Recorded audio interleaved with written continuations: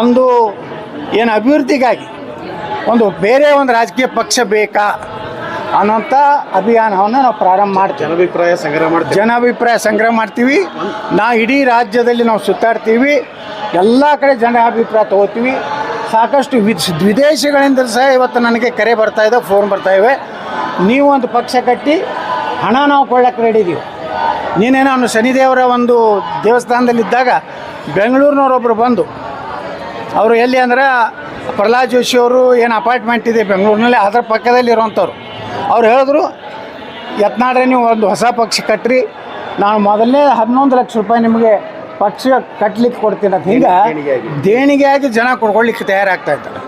ಇದನ್ನು ನೀವು ಬಿಟ್ಟು ಮತ್ತೆ ಯಡಿಯೂರಪ್ಪ ಅಂದರೆ ಅನಿವಾರ್ಯವಾಗಿ ಜನ ಏನು ಅಭಿಪ್ರಾಯ ಕೊಡ್ತಾರೆ ಅದ್ರ ರೀತಿ ನಾವು ಹೋಗ್ಲಿಕ್ಕೆ. ಒಂದು ವೇಳೆ ಜನಾಭಿಪ್ರಾಯ ಹಿಂದುತ್ವ ಆಧಾರದ ಪಕ್ಷವನ್ನು ಕಟ್ಟೋಕೆ ತೀರ್ಮಾನ ಕೊಟ್ಟರೆ ಯತ್ನಾಳ್ ನಡೆಯಲ್ಲ.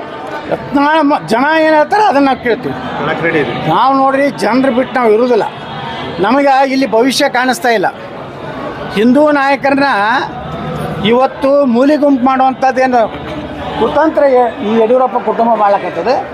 ಇದು ಜನಾಭಿಪ್ರಾಯ, ಹೊಸ ರಾಜಕೀಯ ಒಂದು ಹುಟ್ಟು ಆಗಲಿ ಕರ್ನಾಟಕದಲ್ಲಿ ಅಭಿಪ್ರಾಯ ಬಂದರೆ 100ಕ್ಕೆ 100 ನಾವು ಬರುವ ವಿಜಯದಶಮಿ ದಿವಸ ಹೊಸ ಒಂದು ರಾಜಕೀಯ ವ್ಯವಸ್ಥೆ ಕರ್ನಾಟಕದಲ್ಲಿ ನಾವು ಉದ್ಘಾಟನೆಯನ್ನು ಮಾಡ್ತೀವಿ.